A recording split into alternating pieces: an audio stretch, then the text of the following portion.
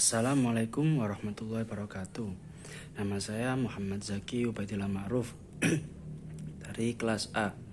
Saya akan mereview tentang mata kuliah Tafsir Ahkam dengan topik pembahasan pernikahan. Definisi nikah menurut bahasa atau lugha adalah adh-dhammu wal jam'u aw ibarah anil wad'i wal aqdi jami'an. Sedangkan menurut syara adalah aqdu tazwij waz-zawaj syar'an. Aqdu yatadhamnu ibaha al-istimta' bil mar'ah bil wad'i wal mubasyarah wa taqbil wa dhammu wa ghairu dzalik.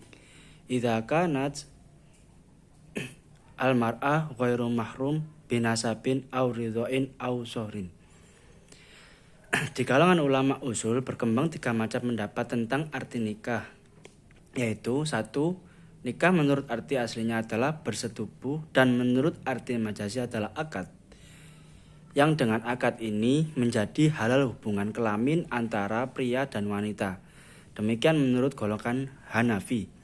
2. Nikah menurut arti aslinya adalah akad, yang dengan akad ini menjadi halal hubungan kelamin antara pria dan wanita.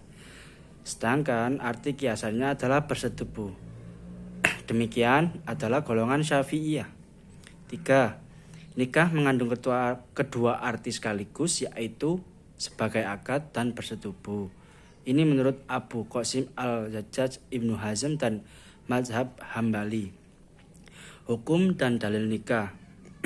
Para ulama sependapat bahwa nikah disyariatkan dalam Islam, tetapi ada perbedaan pendapat mengenai hukum nikah. 1. Menikah itu hukumnya wajib. Pendapat ini dipelopori oleh Daud al-Dahiri, Ibnu Hazm dan Imam Ahmad menurut salah satu riwayat. Alasannya, perintah menikah dalam surat An-Nisa ayat 3, perintah mengawinkan pada surat An-Nur ayat 32. 2. Menikah hukumnya sunnah menurut Imam Abu Hanifah dan Imam Ahmad. 3. Menikah hukumnya mubah menurut Imam Syafi'i. Dalil dari nikah adalah surat Ar-Rum ayat 21. Wa min ayati an khalaqalakum min anfusikum azwajan litaskunu ilaiha wa ja'ala bainakum mawaddata wa rahmah. Inna fi dzalika laayatil liqaumi yatafakkarun. Dan surat Ar-Ra'd ayat 38. Walaqad arsalna rusulan min qablika wa ja'alna lahum azwajan wa dzurriyyah. Rukun nikah yaitu adanya calon suami dan istri yang tidak terhalang dan terlarang secara syar'i untuk menikah. Adanya ijab, yaitu lafadz yang diucapkan oleh wali atau yang menggantikan posisi wali. Adanya qabul, yaitu lafadz yang diucapkan oleh calon suami atau yang mewakilinya. Menurut mazhab Syafi'i, rukun nikah ada 5: suami, istri, wali, 2 saksi, dan siqot. Namun imam mazhab Syafi'i menggolongkan 2 saksi sebagai syarat bukan rukun. Alasan mereka karena 2 saksi di luar dari esensi akad. Ini jelas, akan tetapi selain keduanya pun ada yang serupa dengan keduanya, seperti suami istri dalam kurung di luar esensi akad. Dalam ijab qabul dipakai lafadz inkah dan tazwij karena 2 lafadz yang disebutkan dalam Al-Quran seperti firman Allah surat Al-Ahzab ayat 37 dan surat An-Nisa ayat 22. Namun penyebutan 2 lafadz ini di dalam Al-Quran bukanlah sebagai pembatasan, yakni harus memakai lafadz ini dan tidak boleh lafadz yang lain. Syarat nikah. 1. Kejelasan kedua mempelai. Siapa mempelai laki-laki dan siapa mempelai wanita dengan isyarat atau menyebutkan nama atau sifatnya yang khusus. Sehingga tidak cukup bila seorang wali hanya mengatakan, aku nikahkan engkau dengan putriku, sementara ia memiliki beberapa orang putri. Keriduan masing-masing pihak. Hadis riwayat Abu Hurairah. yang artinya tidak boleh seorang janda dinikahkan hingga ia diajak musyawarah atau dimintai pendapat, dan tidak boleh seorang gadis dinikahkan sampai dimintai izinnya, baik dengan perkataan atau diam. Para sahabat bertanya, "Wahai Rasulullah, bagaimana persetujuannya?" Beliau menjawab, "Diam." Dia diam, sudah dianggap setuju. Yang berarti ketika dia ditanya tentang nikah, dia setuju apa tidak, tapi dengan jawaban yang diam, maka itu jawaban yang dianggap setuju. Diamnya calon istri adalah hal yang setuju. Adanya wali bagi calon mempelai wanita. Wanita mana saja yang menikah tanpa izin wali-walinya, maka nikahnya batil atau batal. Hadis riwayat Abu Dawud. Jika seorang wanita menikahkan dirinya sendiri tanpa adanya wali, maka nikahnya batil atau tidak sah. Demikian pula bila ia menikahkan wanita lain, ini merupakan pendapat jumhur ulama dan inilah pendapat yang rajih. Jadi ketika seorang wanita apabila dia menikahkan dirinya sendiri tanpa adanya wali, maka itu hukumnya tidak sah. Tujuan dari pernikahan. Seseorang yang akan menikah harus memiliki tujuan positif dan mulia untuk membina keluarga sakinah dalam rumah tangga. Di antaranya sebagai berikut. 1. Untuk memenuhi tuntutan naluri manusia yang asasi. Dari Abu Hurairah radhiyallahu an, dari Nabi beliau berkata, wanita itu dinikahi karena 4 hal. Karena hartanya, karena keturunannya, karena kecantikannya, dan karena agamanya.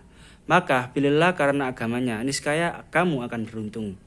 Pesan hadis yang disampaikan yaitu jangan menikahi seorang wanita karena wajahnya, keturunannya, atau hartanya saja.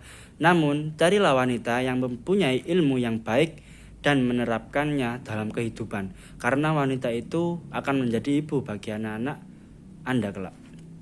2. Untuk mendapatkan ketenangan hidup. Dalam firman Allah yang berbunyi, yang artinya, dan di antara tanda-tanda kebesarannya ialah dia menciptakan pasangan-pasangan untukmu dan dari jenismu sendiri, agar kamu cenderung dan merasa tentram kepadanya. Dan dia menjadikan di antaramu rasa kasih dan sayang. Sungguh pada yang demikian itu benar-benar terdapat tanda-tanda kebesaran Allah bagi kaum yang berpikir. Surat Ar-Rum ayat 21. 3. Untuk membentengi akhlak. Hadis Bukhari, Muslim, Tirmidzi dan lainnya. Wahai para pemuda, barang siapa di antara kalian berkemampuan untuk menikah, maka menikahlah, karena nikah itu lebih menundukkan pandangan dan lebih membentengi farji atau kemaluan.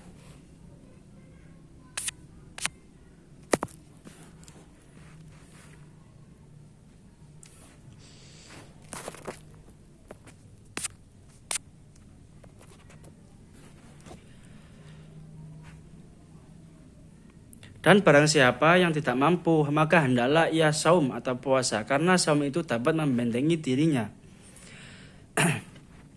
4. Untuk meningkatkan ibadah kepada Allah. Rasulullah bersabda, jika kalian bersetubuh dengan istri-istri kalian termasuk sedekah. Mendengar sabda Rasulullah, para sahabat keheran dan bertanya, wahai Rasulullah, seorang suami yang memuaskan nafsu birahinya terhadap istrinya akan mendapatkan pahala. Nabi Muhammad menjawab, bagaimana menurut kalian jika mereka atau para suami bersetubuh dengan selain istrinya? Bukankah mereka berdosa? Jawab para sahabat, ya benar wahai Rasulullah. Beliau bersabda lagi, begitu pula kalau mereka bersetubuh dengan istrinya atau di tempat yang halal, mereka akan memperoleh pahala. 5. Untuk mendapatkan keturunan yang soleh.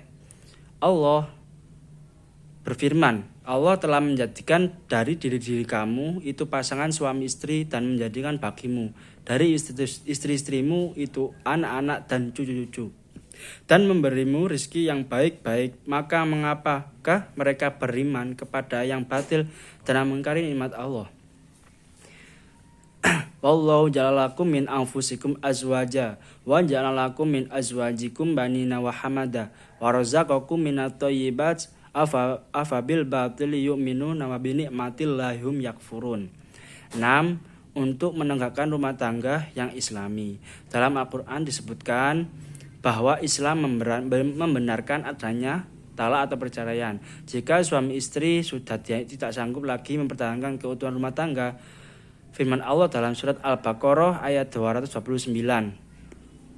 At-talaqu marratani fa imsakum bima'rufin aw tasrihum bi ihsan wa la yahillu lakum an ta'khudhu mimma ataitumuhunna syai'an illa ayakhafa alla yuqima hududallah fa in khiftum alla yuqima hududallah fala junaha alaihima fi maftadat bih tilka hududullah fala ta'taduha wa may yata'adda hududallahi fa ulaika humudz zalimun. Yang artinya talak atau yang dapat dirujuki 2 kali, kalian itu boleh rujuk lagi dengan cara ma'ruf atau menceraikan dengan cara yang baik. Tidak halal bagi kamu mengambil kembali dari sesuatu yang telah kamu berikan kepada mereka, kecuali kalau keduanya khawatir tidak akan dapat menjalankan hukum-hukum Allah. Maka tidak ada dosa atas keduanya tentang bayaran yang diberikan oleh istri untuk menebus dirinya. Itulah hukum-hukum Allah, maka janganlah kamu melarangnya. Barang siapa yang melarang hukum-hukum Allah, mereka itulah orang yang zalim. Syukron review dari saya. Wassalamualaikum warahmatullahi wabarakatuh.